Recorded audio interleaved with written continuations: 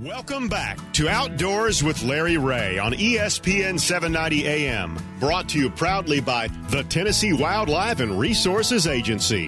Hey, welcome back to Outdoors with Larry Ray, and again, a hello to all of you folks out in Brownsville, Tennessee on 1520 AM and 95.3 FM. News Talk 101.5 in Jackson, of course, right here in Shelby County and West Tennessee, ESPN 790. Of course, couldn't do it without our show producer, Shelby McCall. I put it together, and she makes it right. So we got a couple of local guys in the studio. It's so good to have people back in the studio. Not that I didn't mind being in the studio with me and Shelby for a year and a half, but it's good to have guests, and that's my good friend Robbie Jordan and Mike Parker over there. We're going to talk to them as they listen. They're both avid crappie fishermen. And I hope they pick up a little knowledge. And if you guys got any questions with any of these guys, just speak up. Because we want you to be able to take in this segment. And this is another segment. We're back at Reelfoot again. No, Ronnie Capps didn't tell us everything. I mean, he's going to keep some of it a secret. But I can kind of relate to Tim Blackley because his family's been in the car business for over 80 years. And being the son of a car salesman myself, I know what kind of life he's had. So it's always good to talk to Tim Blackley. Good morning, Tim. Good morning. How are you? All right. Tim survived the day on the water with Ron Wong. So we got to get Ron. We did. We had a great time. We got to get Ron on at the same time with Tim so we can verify and make sure we got this thing down right, because I didn't see Tim's picture, but I saw a nice crappie that Ron had there. And we got Ron on the line. That wasn't. Hey, good morning, everybody. And I have to tell you, it's so much fun to learn and be able to learn by all of these professionals like Tim. I will tell you, with this live scoping in now, there we go. It's just not being looking at a screen and catching them. There's a art to it, and I can remember 4 or 5 years ago when Live Scope first came out. Yep. Tim had one of the very first units, and he said, let's go play a video game. But more importantly, Tim not only has knowledge of the Live Scope, but I think he's one of the finest spider rigging guys around, and I think he'll tell you there's still a place for the fishermen that like to spider rig, right, Tim? Let's talk, Tim. Oh, yeah, absolutely. Let's talk about that, Tim. Are you still using 8 poles? Are you using 8 poles? How many poles do you use? Yeah, I can't lie. I hadn't had 8 poles on front of my boat in a long time. Okay, I want to make sure, but so let's talk about that. Yeah. The evolution. I mean, it's still a valuable tool, a good technique. And you can still catch fish with it. Everything that I do is targeted around tournament fishing. There we go. Target. You've already used Target already this morning. And to be able to compete and just catch the bigger fish, I mean, it's hard to compete just fishing and not targeting just large fish. So that's why we live scope when we're tournament fishing. And what would your granddad? I remember you telling me your granddad was inspiration. I think you said he lived to be 100. I mean, he did. What would your granddad think about this?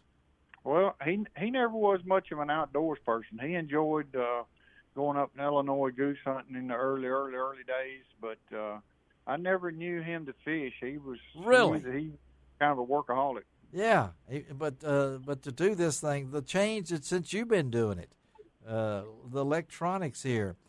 So talk about summertime. What did you guys do early in the week when you fished with Ron? And the difference, most people, as I've said, think of crappie fishing, the normal person, not is spring and fall. So talk about summertime crappie fishing. Yeah, I mean, the fish will bite all year long.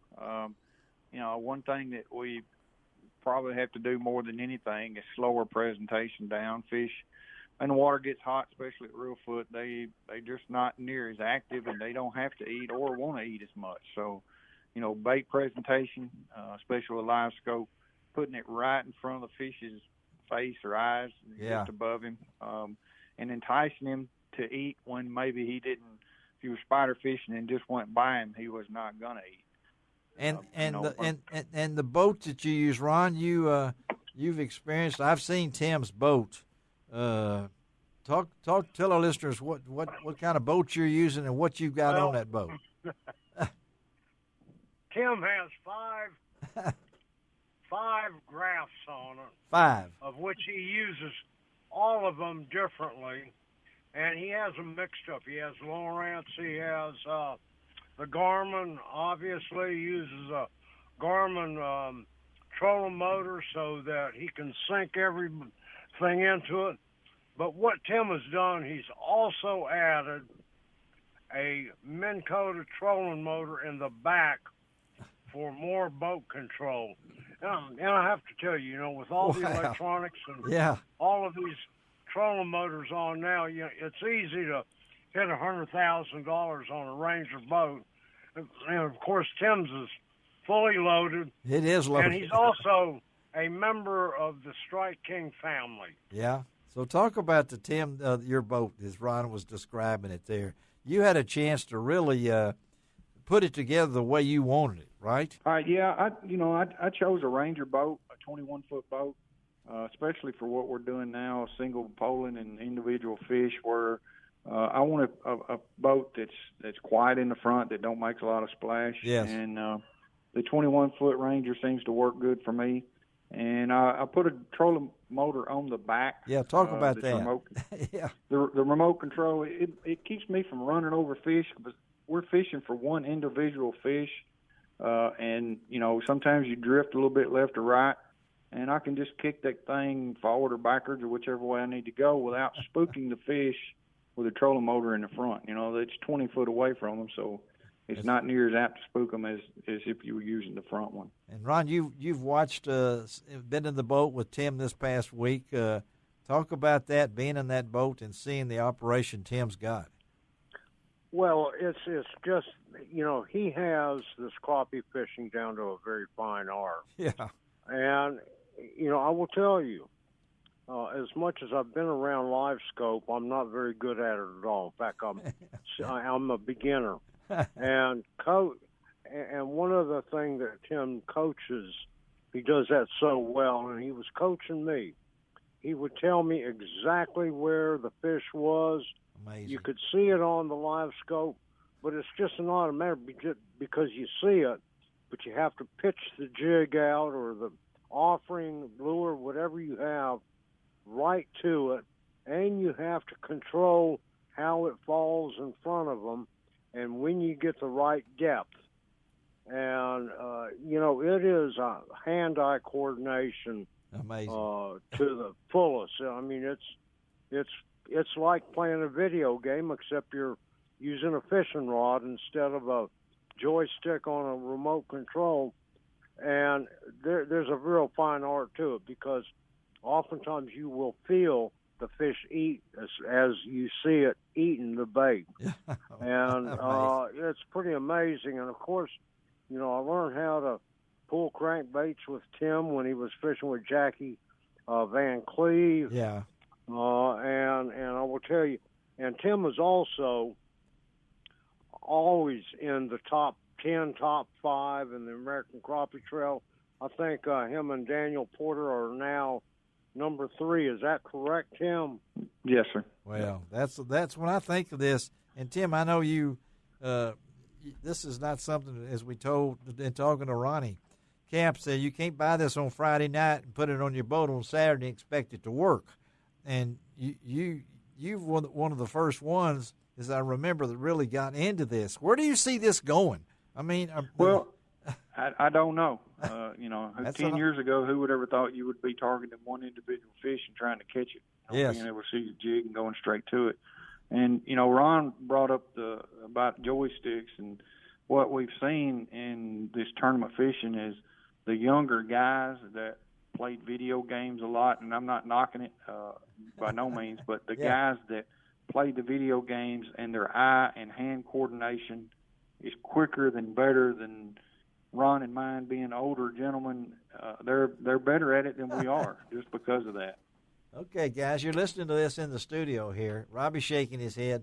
Mike, when you hear that, yeah, I mean, there's a lot of truth to it. And there's a big learning curve, and I don't care how much experience you got with video games. It's going to take a while to figure out what's going on. And I mean, Robbie jumped in my boat yesterday, and he got a taste of it. And I was trying to tell him, this is what you do, this is where you throw it. And it was like, okay, I hear you, but I'm not grabbing it. So left ain't always left. Left ain't always left.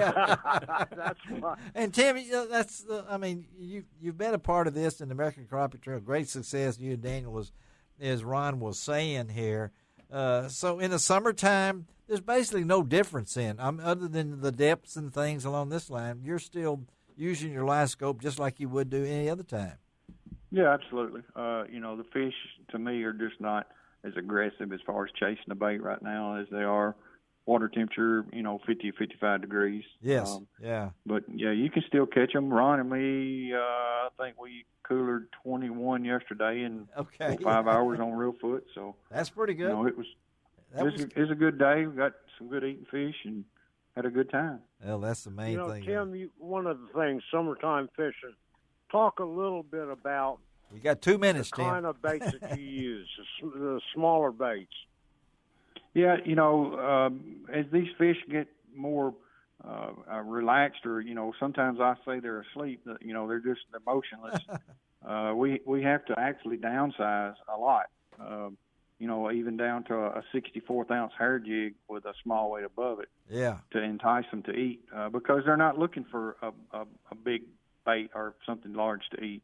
And another thing that ties into that is the spawn or the shad that have just produced are small also, and that's usually what they're eating right now. So that's two things that enter into the summertime fishing. Well, Tim, we bait size. Appreciate you taking time to be with us, Tim. But glad, Ron, you can hook up with us. And folks, don't forget that next week Ron will be down in Orlando.